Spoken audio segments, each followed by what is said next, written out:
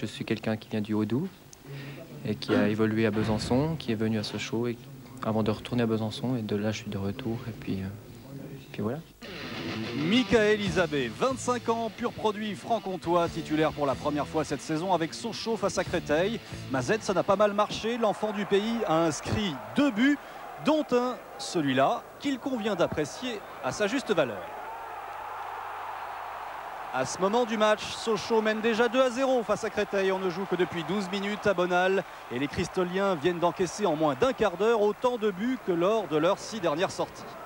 Et c'est vrai que les doubistes n'ont pas traîné en route en ce début de rencontre. 5 minutes de jeu, faute entre guillemets de David Lefrappert sur Stéphane Crusset.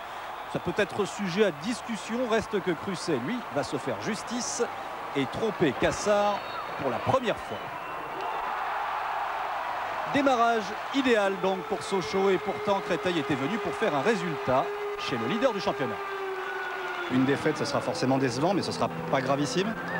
Écoutez, on verra après le match, mais on n'est pas venu pour cela.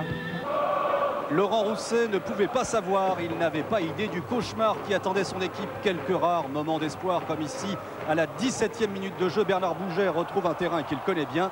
Mais cette occasion cristolienne, la seule pour ainsi dire en première mi-temps, n'aboutit pas, de peu toutefois. Vincent Fernandez va quand même passer une soirée tranquille pendant que ses attaquants s'évertuent à terroriser la défense francilienne, aidés en cela par leur défenseur chevauché piazzaesque d'Omar Daf qui sert Isabé. Premier tir du futur héros de la soirée, Cassard repousse, Santos traîné par là. Enfin, c'est un peu énorme, évidemment, le but est refusé pour hors-jeu. On en reste donc à 2-0. Mais Sochaux ne semble pas se contenter de ce conséquent avantage. Santos était jusque-là connu pour marquer, meilleur buteur oblige. Il montre juste avant la pause qu'il s'est aussi donné d'excellents ballons de but. Ici à Stéphane Crusset, dont la reprise du plat du pied manque de peu le cadre de Cassard.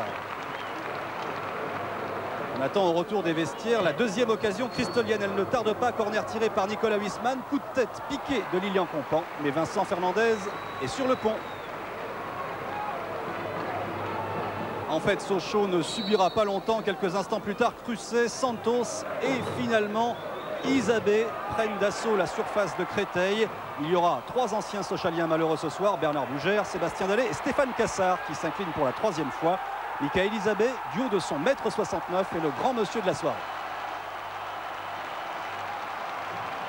Et le premier était superbe. Le deuxième n'est pas mal non plus. Je suis très content pour Mika parce qu'il mérite et bon, maintenant il faut continuer à travailler et en sachant que bon, tout le monde a l'opportunité de jouer. Bien sûr, il faut se remettre en question après chaque match.